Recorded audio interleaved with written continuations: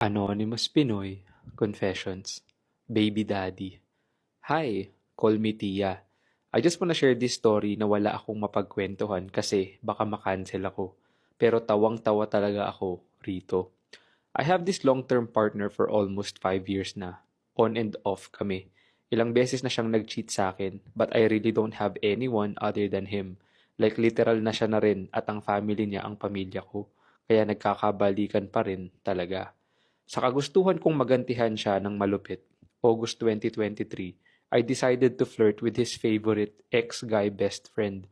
Yung ex-BFF ng boyfriend ko ang pinakamahal at paborito niya sa lahat. Pero hindi na sila nag-uusap that time dahil kinut off ang boyfriend ko for some reason. So what I did was, I tried to hit him up, the ex-BFF, at hindi ko inasahang mapapakagat ko siya. Napagkasunduan namin na lumabas kami, then alam nyo na, fubo-fubo lang, ganun. Kasi ang pangit kung magkaka-serious matter between us dahil ang alam niya, ex ko na ang boyfriend ko. Pero boyfriend ko pa rin that time.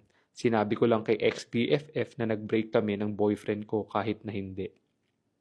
Pero hindi kami natuloy maging fubu. I like him naman, kaso medyo nakonsensya rin kasi ako. Kaya kinalaunan, hindi ko na siya kinausap.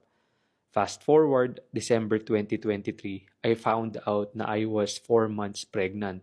And yes, maniwala talaga kayo na everything really happens for a reason. Talagang talaga.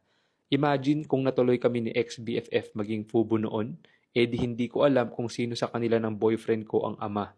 Dahil August 2023, buntis na pala ako. Tapos yun yung same time na dapat magjujugjugan kami ni ex-BFF. Di nabaliw-baliw ako kakahula kung kanino ko ipapaako ang bata, 'di ba? Pero ayun, I still like him. And nanghihinayang pa rin ako kasi I really wanna be friends with him at least kasi ang wholesome niyang tao. Pero happy naman ako ngayon with my partner and my 1-year-old baby.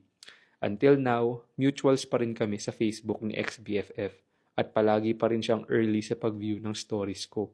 Hindi rin siya aware na may anak na ako dahil I never posted anything about my pregnancy and my baby. So until now, hindi ko alam kung anong iniisip niyang rason bakit biglang hindi na lang ako nagparamdam sa kanya.